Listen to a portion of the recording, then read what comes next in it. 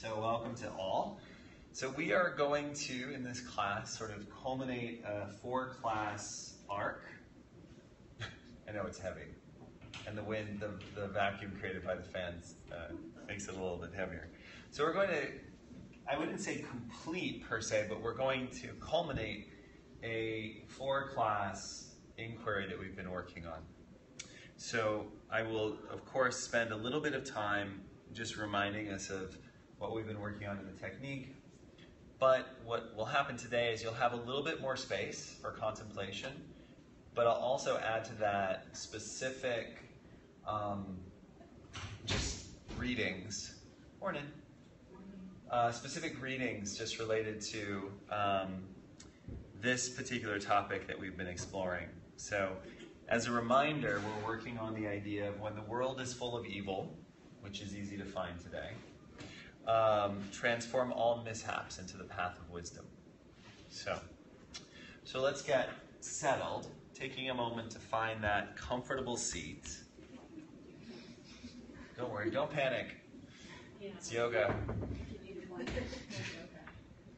It's not yoga, right? Nothing's gonna happen. So taking some time to get situated and to feel from the base of the legs a sense of groundedness and dignity. And then through that groundedness in the lower body, rising up one section of the spine at a time, ultimately embodying a dignified and settled posture.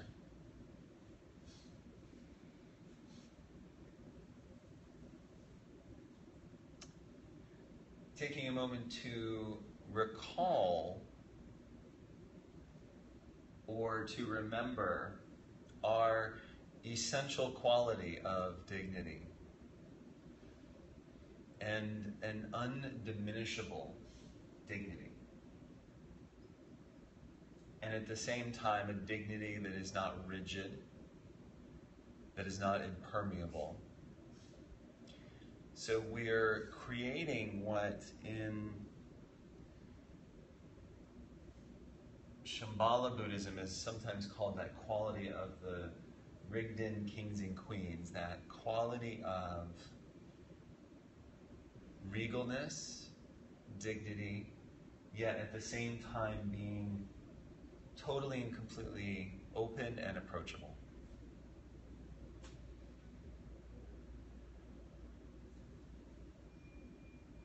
So we're finding that space where we can be secure in our own goodness and begin to radiate that outwards towards others.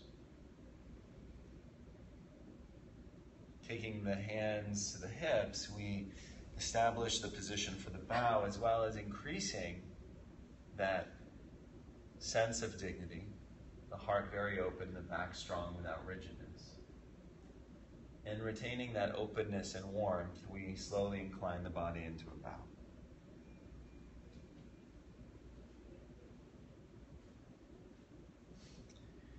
As we rising up in dignity, let's release the legs from whatever way we've held them and take our first preparatory posture, which is, as always, butterfly pose. So starting with the heels generously distanced from the pelvis so the knees can open, the thighs can open without any challenges. And with the hands braced against the legs in some position, we'll start with a long spine and then slowly begin to work ourselves forward into the forward bend, allowing the head, if the neck is comfortable with that, to relax and release down. Softening and releasing into the pose, allowing gravity rather than effort to do most of the work here in the seated forward fold of butterfly.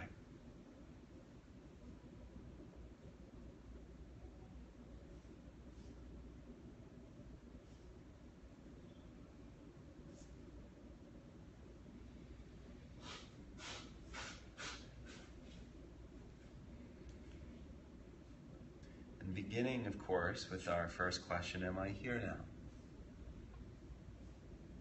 One of the 3 pillars of 3 question yin, title of this class.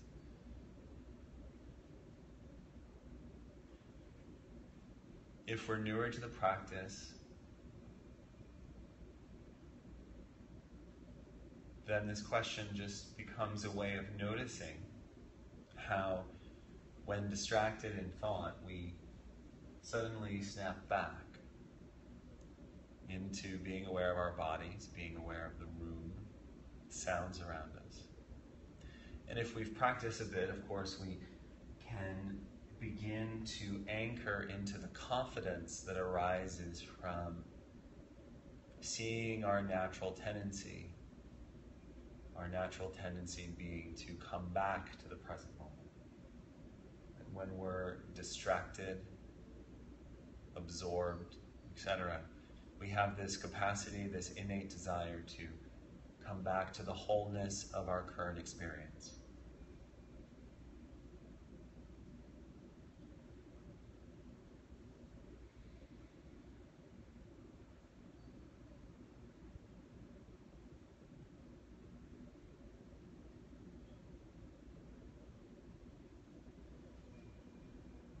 Also importantly, regardless of whether we're new or experienced in this particular class or style of inquiry, we're not trying to identify what brings us back.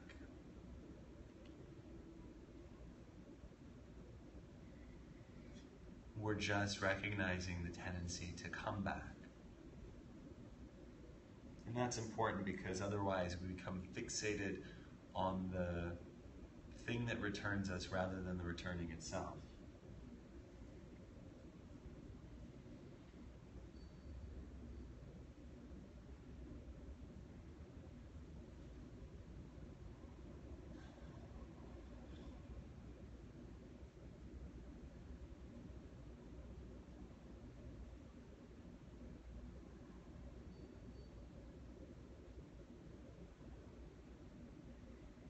If you're newer to the practice, when we leave the posture, it's preceded by 3 chimes.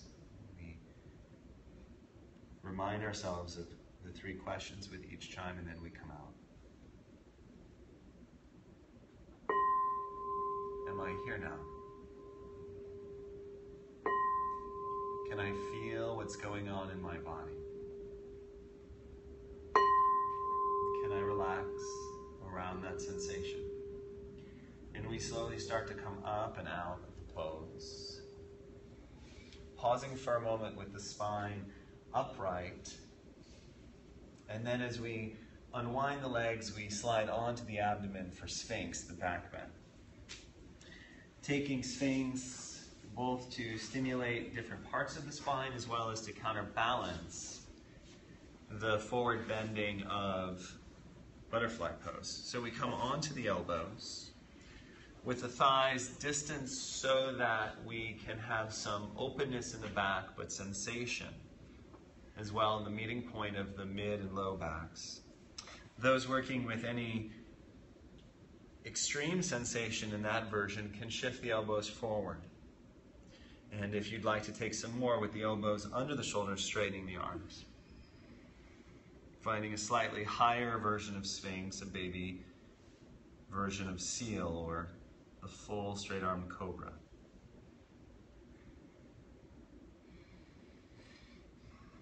Relaxing the head, neck.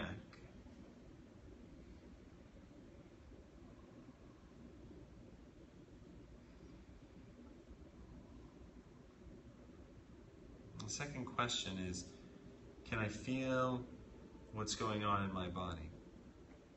If you're new to this practice, then the focus becomes on simply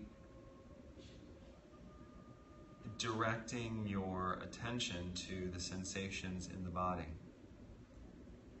and noticing any tendency to become overly thoughtful or attached to a particular sensation. Usually experienced as a kind of narrativizing, explaining, rationalizing what you feel.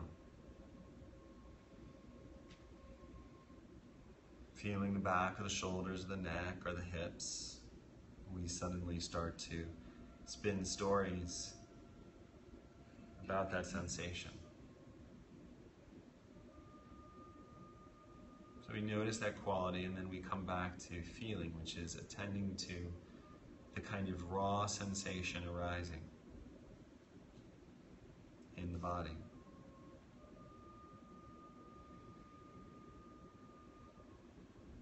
And then, if you have some experience with the technique, and that first stage is something you've cultivated, you can extend your practice of it into noticing more and more sensations simultaneously by opening up your attention. Feeling not just the large sensations, but also some of the more subtle ones. Trying to do that less as a kind of ping-ponging around the body from one point to the other, but gaining a more global and broad experience of sensation.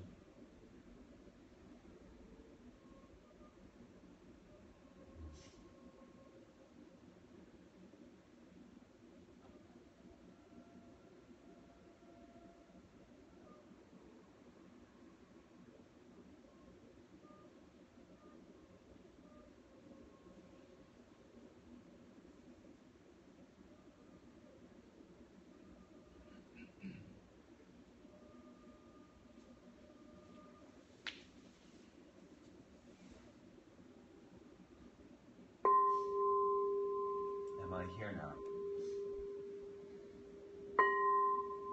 Can I feel what's going on in my body?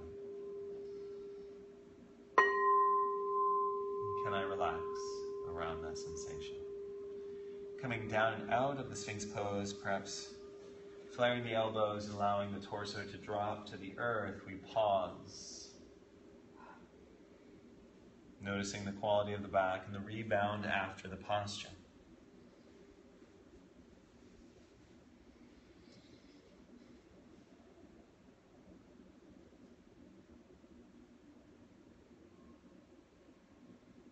And for the last two postures, taking these from the back, so feeling free to keep your head exactly where it is as you simply roll onto your spine.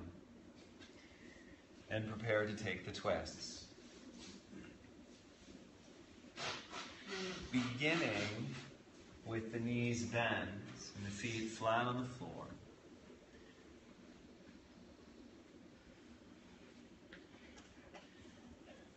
Beginning with the knees dropping to the left, the stereo cabinet side of the room. And so we start by dropping the knees together to the left, and if we find that that's too much, we let the right leg float up a bit, being a little bit more vertical.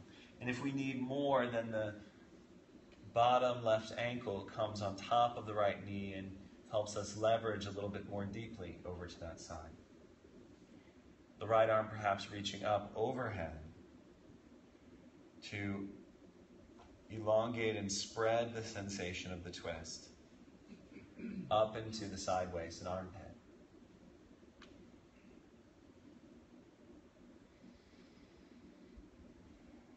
And the third question, can I relax around that sensation? And that relaxation comes in the form of letting go of narrative. Seeing narrative and thought really as a defense mechanism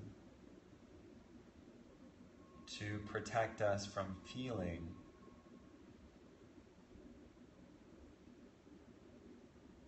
both experience within ourselves and ultimately the experience in others and around us as a whole. So perhaps when we feel something uncomfortable, we become lost in thought as a way to distract ourselves from that sensation, hoping that by doing so we can sustain the distraction long enough that the sensation goes away. We choose another type of approach here, which is by letting that sensation be as it is and relaxing any intellectual or cognitive grasping. We instead notice the essential impermanence of that particular sensation, which is to say that we learn that nothing that we feel and nothing that we experience has kind of eternity around it. Everything is always shifting and flowing inside of us.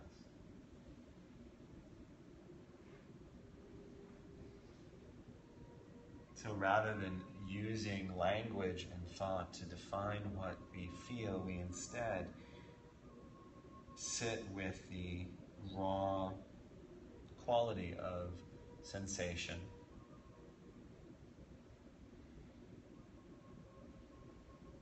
learning to see its impermanent and limited nature.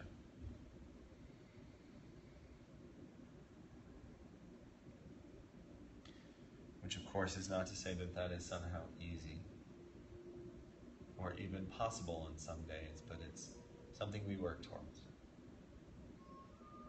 Relaxing around sensation.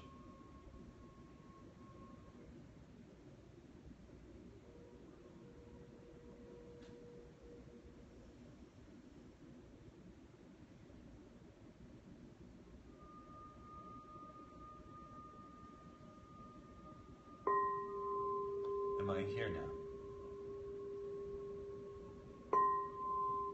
Can I feel what's going on in my body? Can I relax around that sensation? And slowly coming back to center. Taking a moment to stretch and release the spine in whatever way feels most appropriate for you.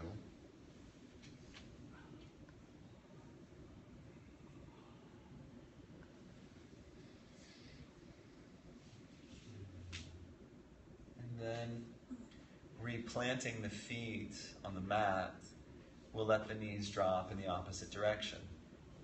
Feeling free to either lift that top knee if the sensation is too great, or to hook the right ankle onto the outside of the left knee if we wish to leverage ourselves more deeply into the posture.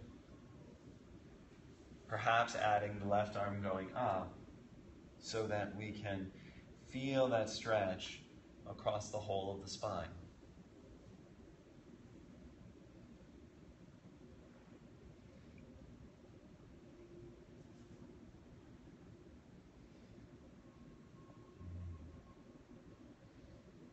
So, viewing, regardless of our experience with the practice, the three questions as a way to really investigate and to become aware of the changing nature of experience and indeed of all levels of our quote-unquote reality.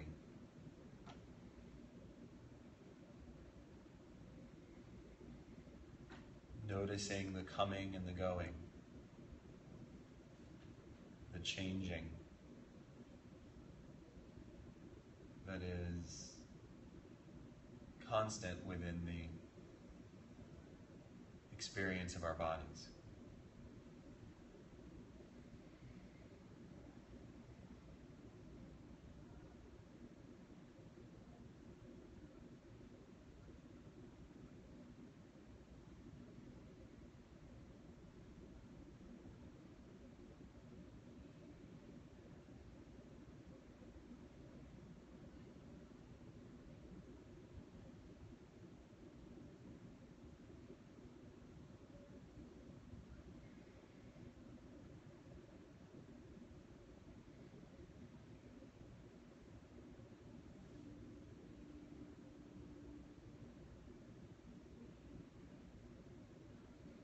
always cognizant of the fact that the three questions always have a kind of precursor of, do I want to be here now? Do I want to feel what's going on in my body? And do I want to relax? So we also recognize the intention or attitude. Sometimes we just don't want to calm down. Sometimes we just don't want to be here. It's useful to notice that.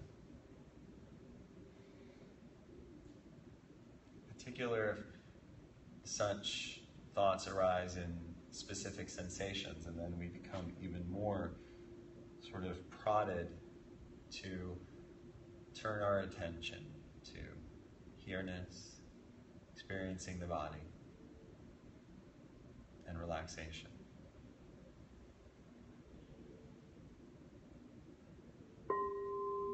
Am I here now? Can I feel what's going on in my body? Can I relax around that sensation? So please come back to center slowly. Taking a moment to, again, stretch and release.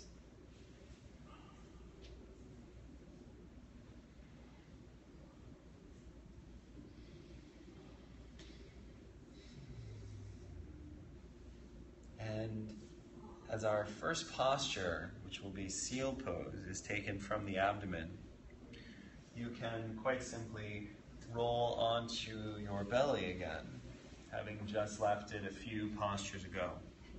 For Sphinx, come back. Beginning to add both time and some additional, perhaps, intensity. So we come onto the abdomen.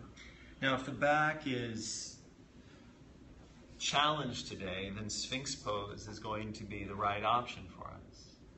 The back is a little bit more open. We start to maneuver ourselves upwards into a more straight arm version of the pose. As we do so, the fingertips can turn out, which has the benefit of strengthening the upper back for spine stability and helps to open the shoulders and allow the chest to expand with the posture. We can walk the hands back if we'd like more sensation. Ultimately, perhaps for some, bringing the hands almost under the shoulders here, as if we were doing full straight arm cobra from Hatha Yoga.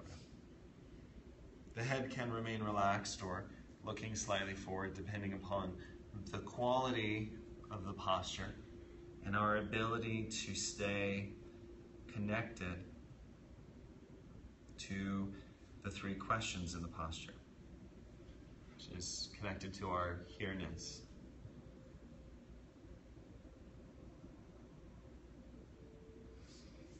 We spend a little bit longer in these postures to marinate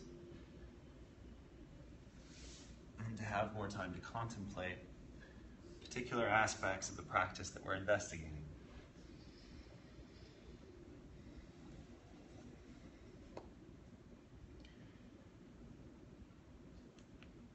So, three pillars of this class being these three questions: meridian theory from traditional Chinese medicine and Shambhala Buddhism,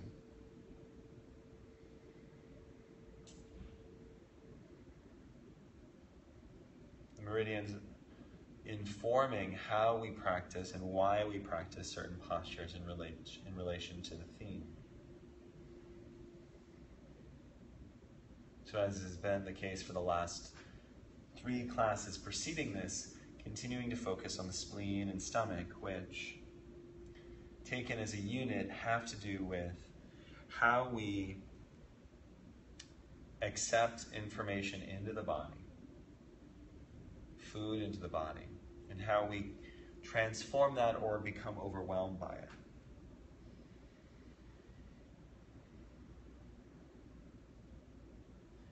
We experience that overwhelm physically by the kind of sluggishness that arises in physical overconsumption of food.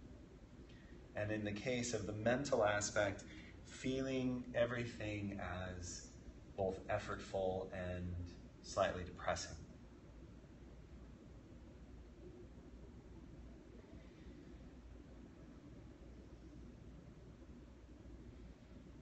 So cultivating this line of the stomach that runs up through the front of the leg, up through the body into the hip crease, to the center line, then jogging over and up the neck and ending in the eye. And for the spleen, the yin organ, up through the inner leg, and then more laterally and into the armpit.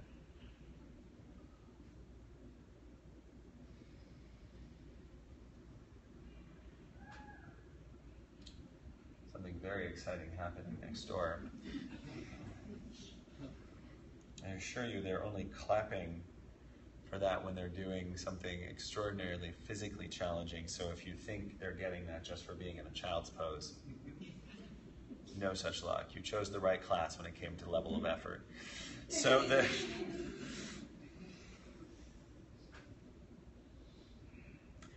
spleen and stomach, the theme that we've been working with, really has to do with how do we become overwhelmed, or how do we deal with the sheer abundance of input from the world, regardless of whether it's perceived as positive or negative, and to what extent are we capable of processing all that we receive. This is, of course, quite useful when we're thinking about or attending to the number of things in the world around us that could be seen as threatening, as difficult, as challenging.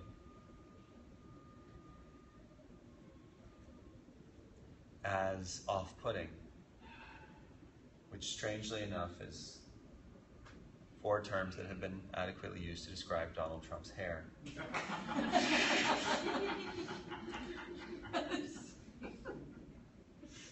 No matter where you are on the political spectrum, we can all agree that is some scary hair.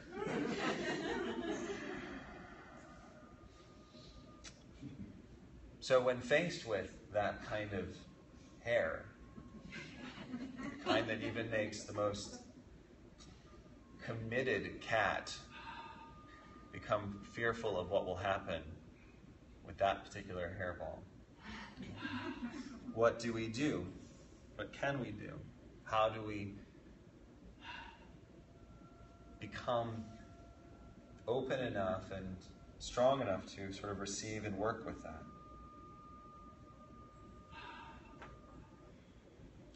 You may not be worried as much about Donald Trump's hair as you are about 5 minutes in seal pose right now. The good news is one of these things is ending. Am I here now? Can I feel what's going on in my body? Can I relax around that sensation? Coming down slowly, please. Take time, relax. And you may notice that it's useful to notice that with the 3 questions you can affirmatively answer, like, yes, I'm here, and yes, I can feel what's going on in my body, and no, goddammit, I'm not going to relax. Yeah. The commitment to all 3 of the questions, that's important. So our next posture is a pose known as caterpillar, which is essentially a straight or semi-straight or mostly straight or working towards straight, like forward bend. So it's seated forward fold in Hatha Yoga. So slowly bring your bodies up.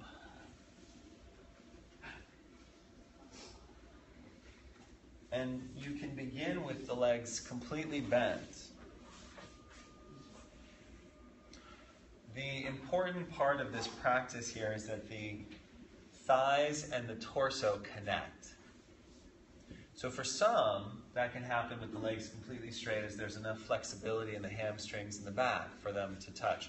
For others, this, because of the restriction in the hamstrings and therefore the sense of being here when in a straight leg forward bend, requires us to begin with the legs deeply bent and just folding over. So please work your way into this posture. There's no credit for ultimately getting the legs straight, although some of us may wish to grab the feet here and then allow a kind of slow sliding to draw us more deeply. Because our focus is not on, per se, the back of the legs, then there's no real striving towards having the legs completely straight. It's to compress the wholeness of the torso against the legs, which is connecting the stomach and the spleen lines. So if you find that as you shift forward, you eventually start to not feel as much pressure against the upper torso from the thighs, then you're just called to come back. We are focusing on the function of the pose and its form as a tool for achieving the physical effect, not attempting to outdo yoga journal covers.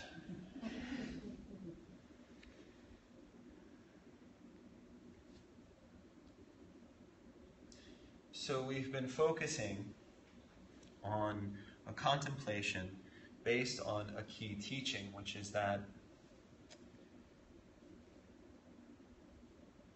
the key teaching is that there is nothing in our world that does not arise from something else, which is known as the teaching of interdependence or codependence.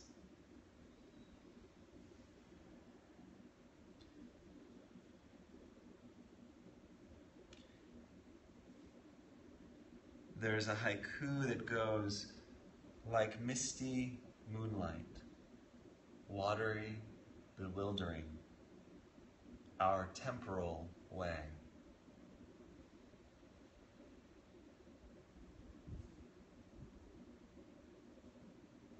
Like misty moonlight, watery, bewildering, our temporal way.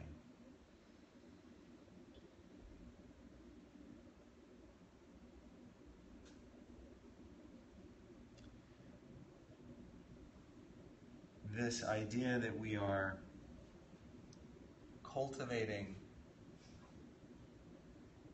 both a sense of impermanence through our attention to three questions, which is to say that we notice how there is nothing in us that does not change.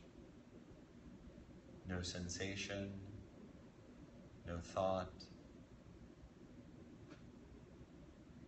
and that there is something fundamentally, perhaps through our own experience, correct about the interdependence of all things. That this, or these two principles,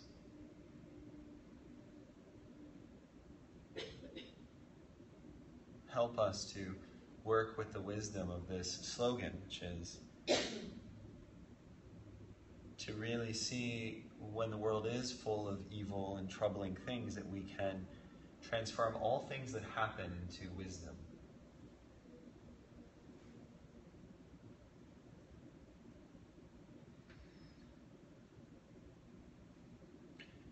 And our contemplation has been on recognizing the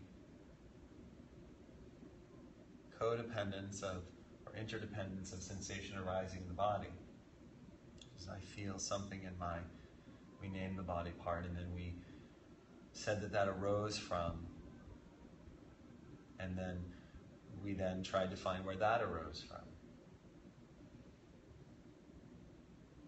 So you may ultimately find that everything is connected somehow, even in ways that seem sort of illogical or strange. And at the same time, we've been cultivating this awareness of the fact that things change, that things are always in flux. So our contemplation today for the next 3 postures is to either continue to explore our own experience or awareness of codependence or interdependence, or to contemplate the combined nature of impermanence and interdependence. And I'll give some direction on that for the next pose.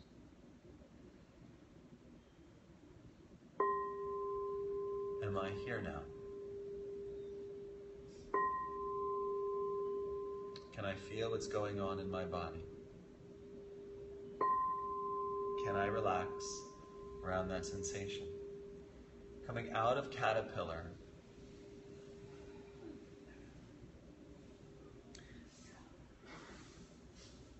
and what we'll do to counterbalance the back bend, forward bend sequence that we've done is we'll scoot forward a bit and come onto our backs for twisted vine, which is a more intense twist than we opened with.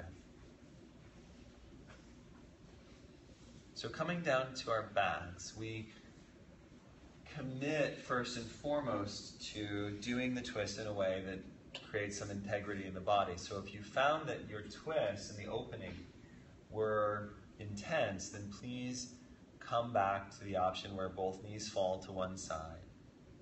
And then you choose to leverage or you choose to lift the top leg. But what we'll do now, if it's possible for your body, is we'll take the right leg over the left, wrapping the legs around each other as if we were doing eagle pose from Hatha Yoga. So we start by crossing right over left, and you can choose to work the ankle around and hook it to the back of the leg here. Again, this is eagle pose type legs on the back. And then from that hooking, taking our twisted legs over to the right. So the right leg is pulling the left leg over. And you can choose to take the arms wide, or you can lift the left arm up overhead, or both arms overhead, whatever feels appropriate here. Deepening this twist.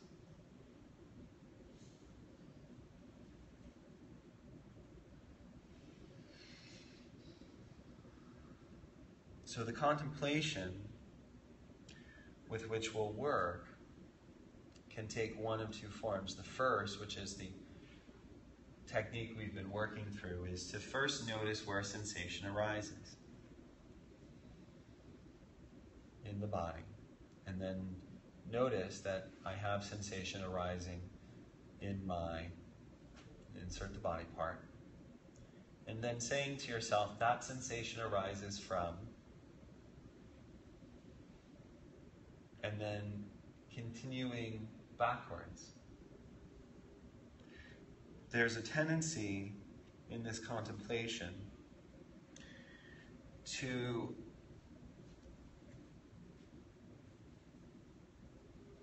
sort of stop very quickly because you sort of feel like you've gotten to the end of it. But I encourage you to actually follow this backwards. So a good example of this might be noticing, and this might seem slightly humorous, but it's a useful tool, as you notice that you have sensation in your low back, and you say to yourself, the sensations arise from my muscles of my low back. And you find that those muscles arise from the fact that you have a body. You have a body because you were born. You were born because you have parents. You have parents because they went out on a first date. They went out on a first date. I just encourage you to continue.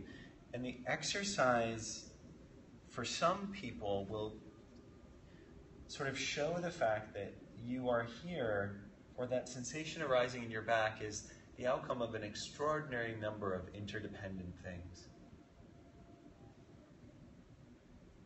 You may also find that you have that sensation in your back because you,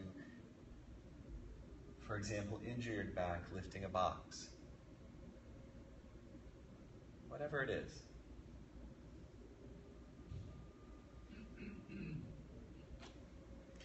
If you've done this contemplation a bit through being in multiple classes, then you can then commit to, in this period of contemplation that will mark the remainder of practice, is to sit with the dual ideas of all things are dependent on themselves or on other things, and all things are impermanent. All things are subject to change and transformation.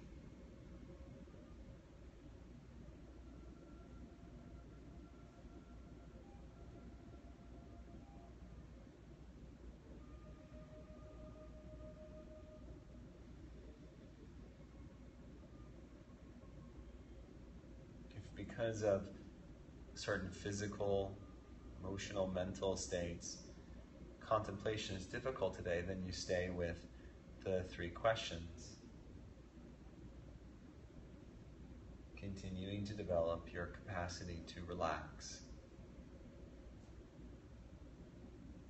Relax thinking, relax the body, relax any habitual grasping that occurs.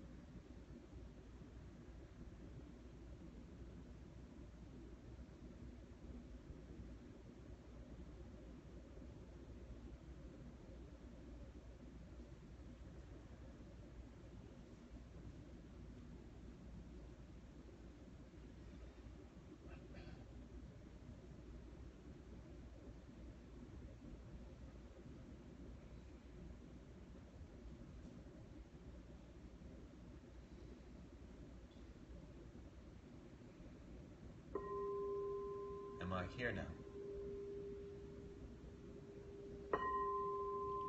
Can I feel what's going on in my body? Can I relax around that sensation? So please bring yourself back to center, unwinding the legs and taking a moment to stretch and release.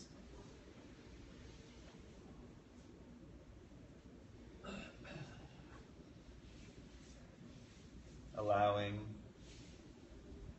a few breaths or so to both stretch and experience the rebound of the posture, the after sensations.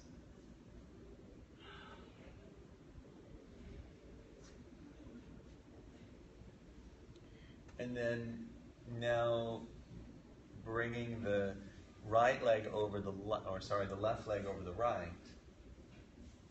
We'll take the other side.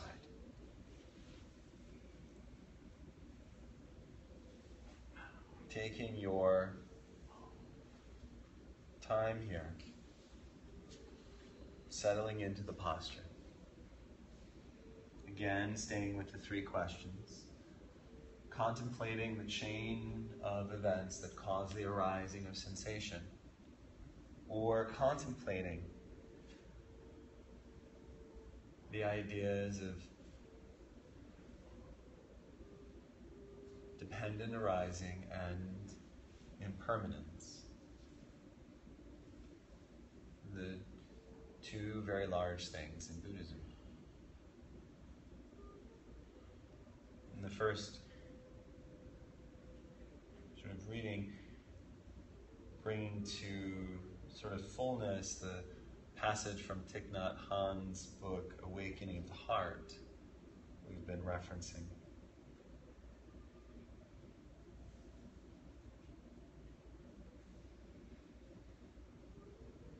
The Sanskrit phrase, pratitya samutpada, means independence, things rise up.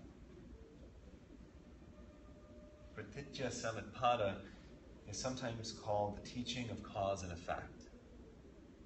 But that can be misleading, because we usually think of cause and effect as separate entities, with cause always preceding effect, and one cause leading to one effect. According to the teaching of dependent co-arising, cause and effect arise together, and everything is a result of multiple causes and conditions. For a table to exist, we need wood, a carpenter, time, skillfulness, and many other causes. And each of these causes needs other causes in order to be. The wood needs the forest, sunshine, the rain, and so on. The carpenter needs his parents, breakfast, fresh air, and so on. And each of these things in turn has to be brought about by other conditions. If we continue to look in this way, we'll see that nothing has been left out. Everything in the cosmos has come together to bring us this table. Looking deeply at the sunshine, the leaves of the tree, and the clouds, we can see the table.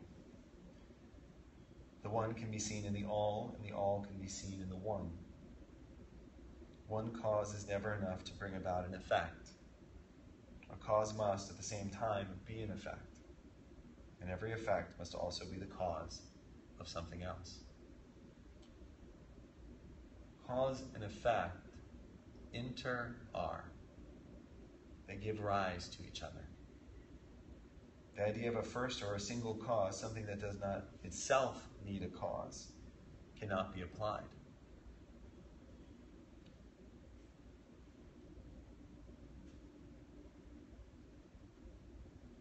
Our difficulties arise when we forget this teaching, become attached to ideas and to things, believing that they are independent and permanent. When we embrace the interdependent nature of all things, forsaking all extremes, we will be on the path of a more peaceful and joy-filled existence.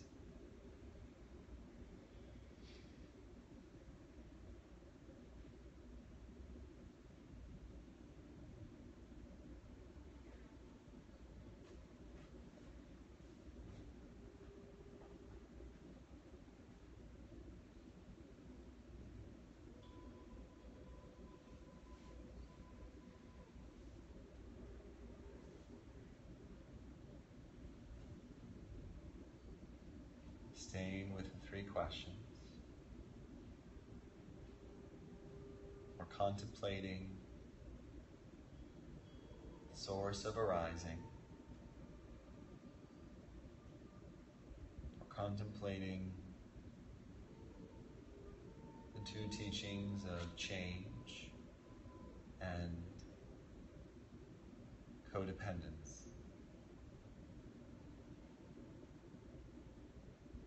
And taking those second two contemplations and making them about what you notice and see in your own experience.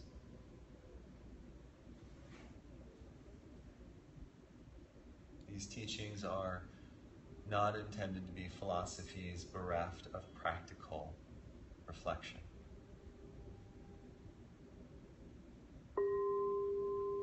Am I here now?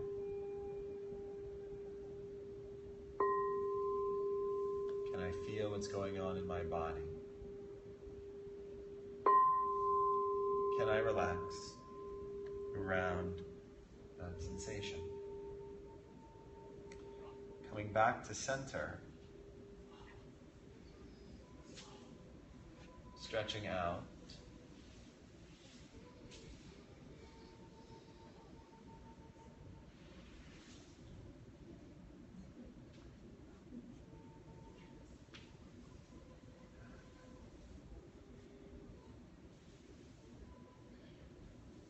And then bringing ourselves back up to seated, perhaps doing some arranging as we come up so that we can come into dragonfly or seated straddle split. So taking the legs open wide and feeling free to bend the knees. as needed to get some movement here. We slowly begin to draw ourselves forward into a forward bend.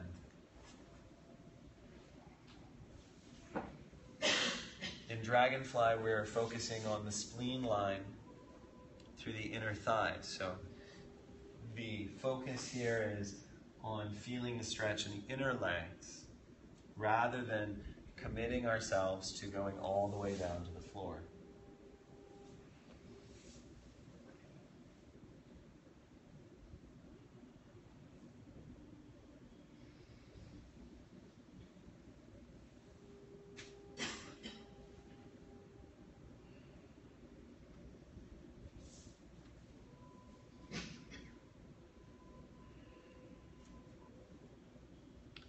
And the second reading comes from Songsar Jamyang Khyentse's book, What Makes You Not a Buddhist?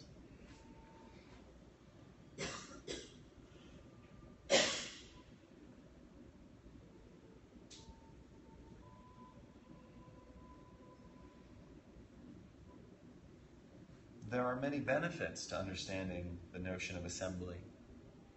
How creating even one boiled egg involves such a vast number of things.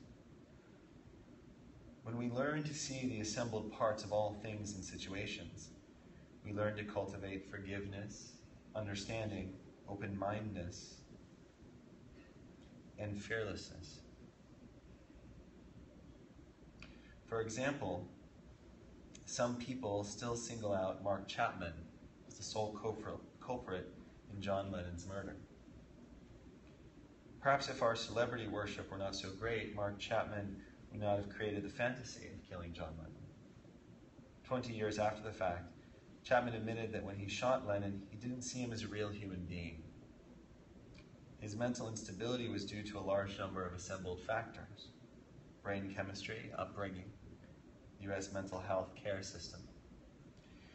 When we can see how a sick and tormented mind is assembled and recognize the conditions under which it is operating, then we are better able to understand and forgive the Mark Chapmans of the world. As is the case of the boiled egg, even if we were to pray for the assassination not to be, it would have been inevitable.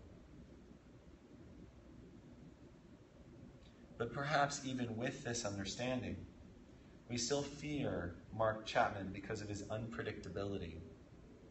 Fear and anxiety are the dominant psychological states of the human mind.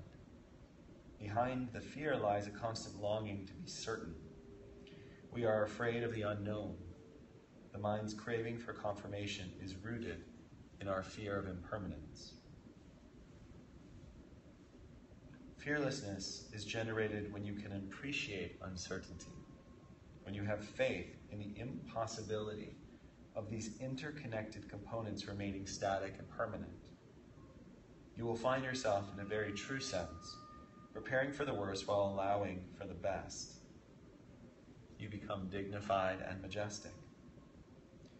These qualities enhance your ability to work, wage war, make peace, create a family, and enjoy love and personal relationships. By knowing that something is lying in wait for you just around the bend, by accepting that countless potentialities exist from this moment forward, you acquire the skill of pervasive awareness and foresight, like that of a gifted general, not paranoid, but prepared.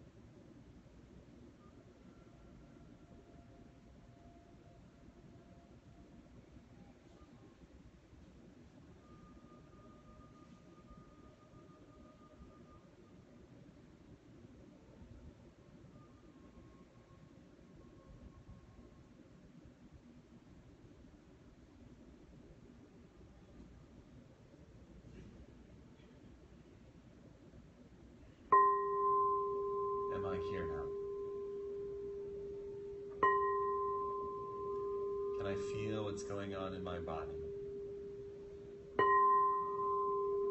Can I relax around that sensation? Please slowly come up. Closing the legs. Perhaps shifting forward a bit as we're coming to the end of practice, and we'll end on our backs. And then slowly bringing yourself down to your spine.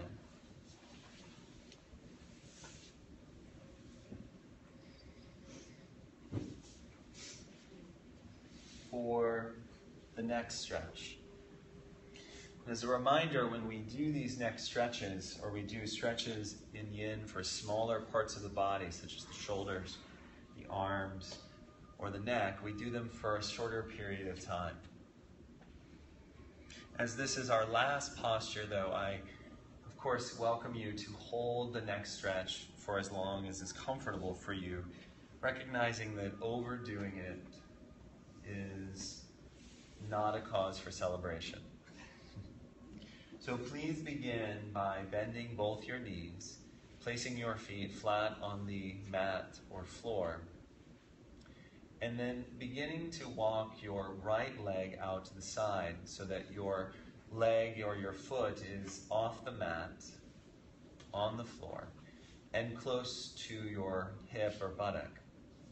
Now reaching down with your right hand, clasp your ankle strongly. With a good grasp on your ankle and keeping all other things steady, please begin to slowly inch your right foot forward until you feel a good tug on the top of the shoulder. You may slightly shift your body to the side as you do so, but it's completely a consequence of this deepening the shoulder stretch, not something that you're doing intentionally. Once you feel a good tug on the top of the shoulder from having walked the right foot down and away from you, please take your left arm up and clasp gently the right side of your skull. Keeping the chin facing skyward and with no forceful yanking, draw your left ear towards your left shoulder. You may choose to keep your left leg bent, or you may find the ultimate expression of this pose by bringing the leg straight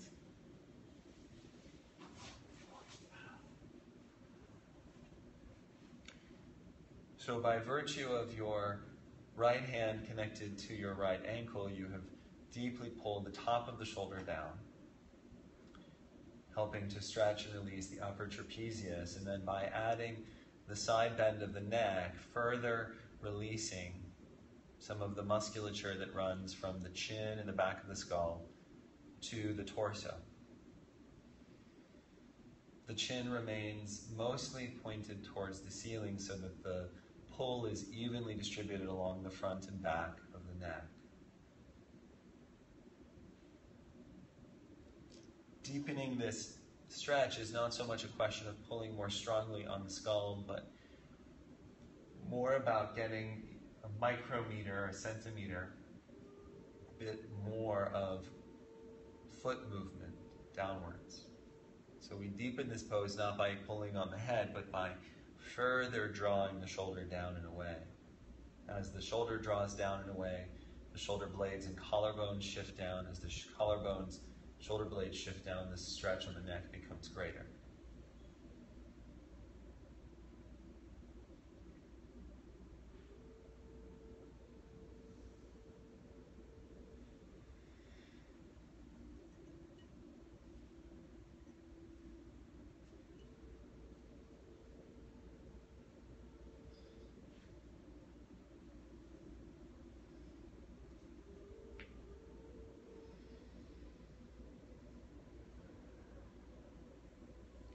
Again, at the 2-minute mark, you'll hear the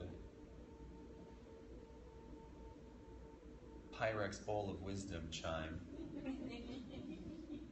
And you can continue to hold on this side, or you can exit and begin taking the other side. I will give you specific sort of sequence for exiting. You might hear now.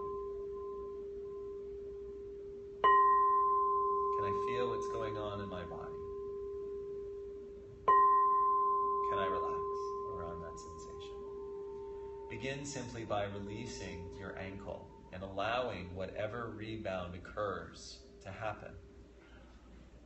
Pause there for a moment. Then, without moving the head, slowly release the side of your skull and place your left hand on your left temple. Pause for a moment. Now, using that left hand, slowly shift your head back to center with gentleness. And then complete by extending the right leg long. Pause for a moment, feeling the quality of the body after the stretch.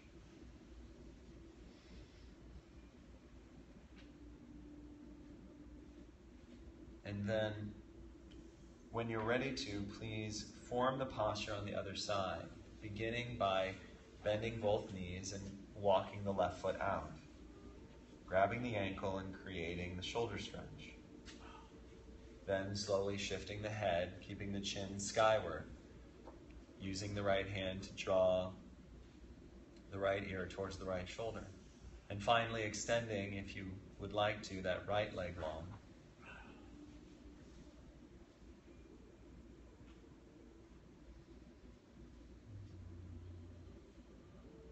Again, remembering that additional sensation for this posture comes not through doing any more pull in the neck, but rather by walking the foot a little bit more downwards. You can play with down and in towards the midline. You can simply walk the foot down. Finding that sustainable but deep and what should be a kind of dull stretch. If there's a sharpness to it, if there's anything that sort of starts to settle into the midline of the neck, then please draw back a bit from that edge. The feeling should be intense, but sort of a deep, dull ache, perhaps in the center of a muscle and then spreading outwards.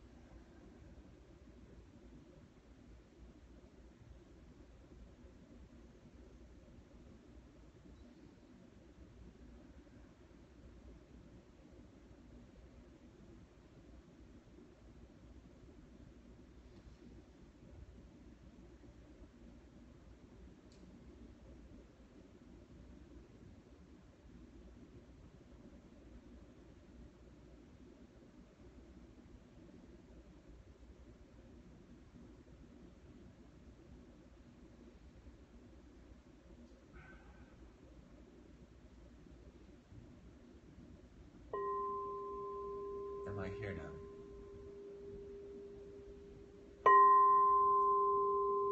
Can I feel what's going on in my body? Can I relax around that sensation? Once again, just begin by releasing the ankle first, feeling the rebound. And then you'll slowly work your body back to center progressively.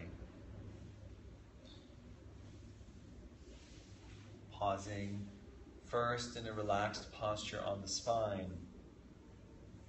And then taking a moment, once you feel ready to place your body in any restful position. Letting go of the tyranny of a lying on your back constraint to how you relax. If that's truly comfortable, please do that posture, Shavasana, on a relaxation pose. But if it feels better to lie on your side or your abdomen, or even to sit up, then please choose that instead, so that you are relaxed, you are at ease. Taking a few moments of complete and total restfulness. This is relaxation from physical technique, from mental technique. There's only a kind of diffuse and lightly held awareness, sense of being present somehow in a room, in a yoga class. When the world is full of evil, transform all mishaps into the path of wisdom. Having contemplated and cultivated in this stage an awareness of two things. One is the impermanence, which we've been essentially investigating through the 3 questions for quite a long time. And by adding to it a contemplation on interdependence, inter-arness,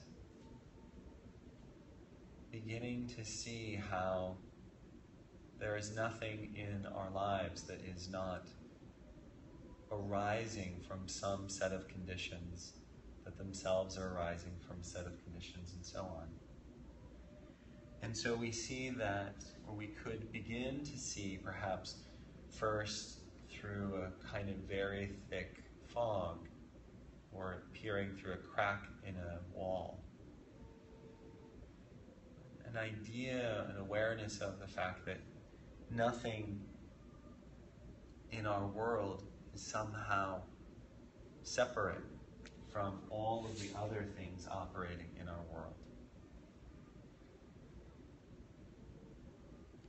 And we'll continue to work with this slogan for a bit, longer than we've worked with any other slogan. Partially because we need to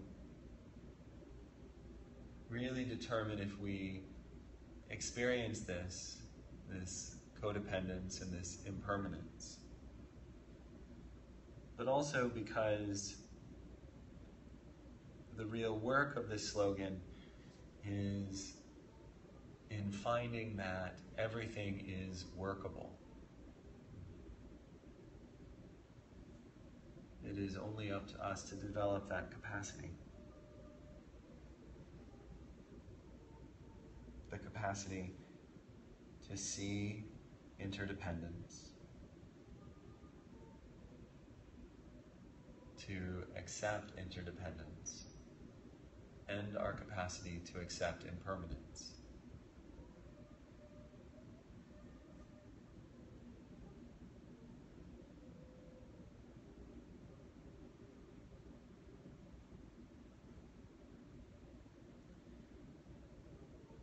Recalling the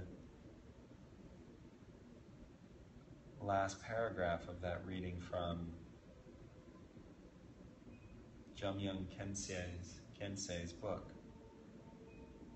Fearlessness is generated when you can appreciate uncertainty, when you have faith in the impossibility of these interconnected components remaining static and permanent. You will find yourself, in a very true sense, preparing for the worst while allowing for the best. You become dignified and majestic. These qualities enhance your ability to work, wage war, make peace, create a family, and enjoy love and personal relationships. By knowing that something is lying in wait for you just around the bend, by accepting that countless potentialities exist from this moment forward, you acquire the skill of pervasive awareness and foresight like that of a gifted general. Not paranoid, but prepared.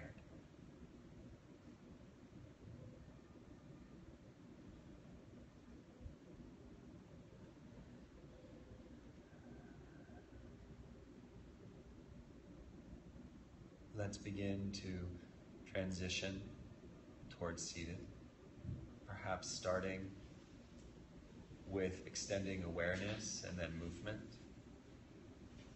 and then rising up when we're ready, and finding a seat of dignity.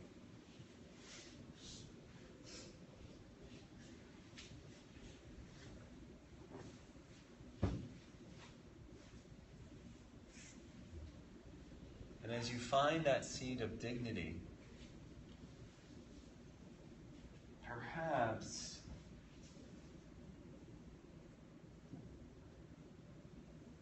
feeling that kind of inner wakefulness that gives the inner part of the posture a strength that is soft and helps to radiate the kind of dignity and openness that we speak of when we first take this position at the beginning of class.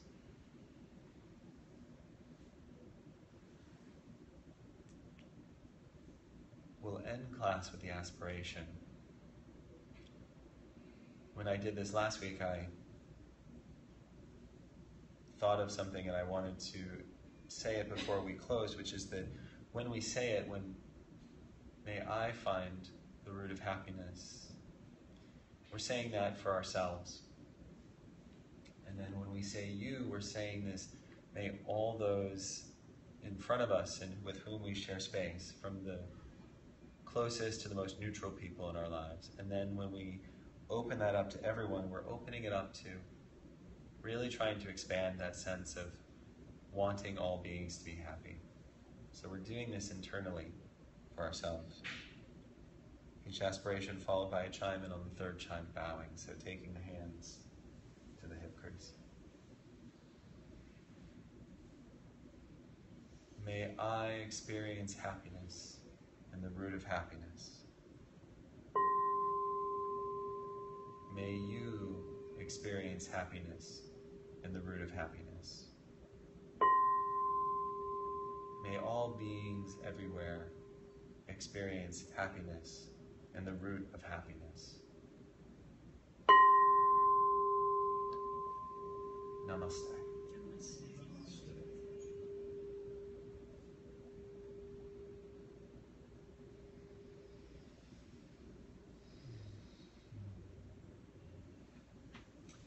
So thank you, everyone, for a wonderful practice. Enjoy the remainder of your Sunday. If you are staying on for Reiki Restorative, it is next door. If you're staying for Reiki Restorative, feel free to take your blankets with you. And if you're staying for Meridian Energy Arts, we'll be in here today, as usual. So if you're staying...